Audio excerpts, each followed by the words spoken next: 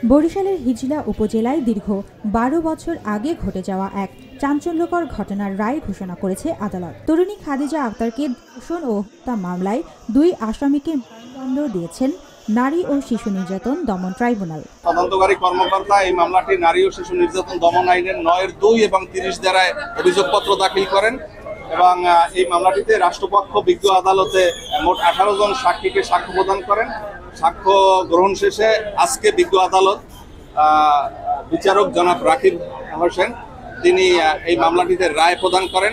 সোমবার দুপুরে বরিশালের ট্রাইব্যুনালের বিচারক মোহাম্মদ রকিবুল ইসলাম এই রায় ঘোষণা করেন। দণ্ডপ্রাপ্তরা হলেন পূর্ব কোরালিয়া গ্রামের কবির আকন ও জব্বার ব্যাপারী।